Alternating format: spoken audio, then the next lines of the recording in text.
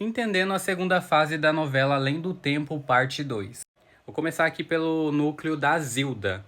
A Zilda, a gente sabe bem que na primeira fase, no século XIX, ela foi governanta da Condessa Vitória, era muito humilhada ali pela Condessa Vitória, era uma pessoa amargurada, uma pessoa realmente chata. E nessa segunda fase, no século XXI, ela volta muito alegre, uma pessoa totalmente oposta, uma mãe muito querida, né, que luta pelos filhos e pela família, super sorridente, super alto astral, volta totalmente diferente. Eu fico até encantado pela personagem porque na primeira fase ela era insuportável e na segunda ela volta com uma luz que só ela tem. E ela volta sendo mãe do Felipe, continua sendo mãe do Afonso e mãe da Severa. Nessa segunda fase ela volta sendo cunhada da Vitória. A Vitória, ela fica na miséria na segunda fase, né?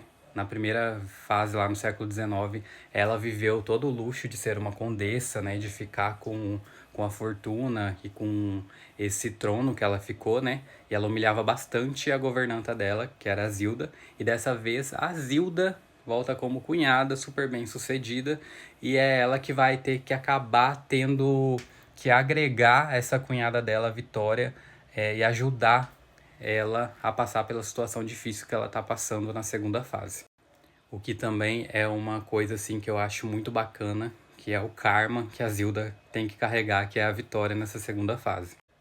O Bento volta sendo sobrinho da Zilda, tá?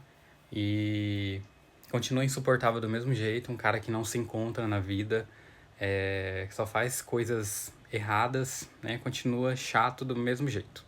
O Bento teve um caso com a Rosa do mesmo jeito que foi na primeira fase da novela e teve a filha, a Alice, tá? Nessa fase que ela já tá maior, ela não é um bebê, né? Como mostra na primeira fase, ela tá grande e tem a mãe super protetora, a Rosa, mas a Rosa ainda carrega esse karma que é o Bento.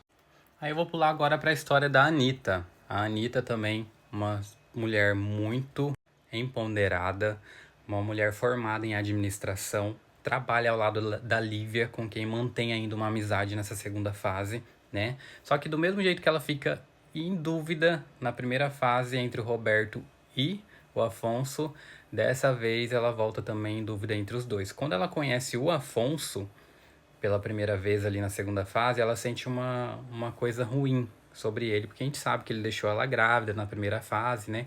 E ela tem essa presença ruim. Por mais que ele tenha voltado um pouquinho melhorado nessa segunda fase, ela fica com aquele pé atrás e fica em dúvida entre ele e o Afonso, mas ela acaba terminando com o Afonso, para minha alegria.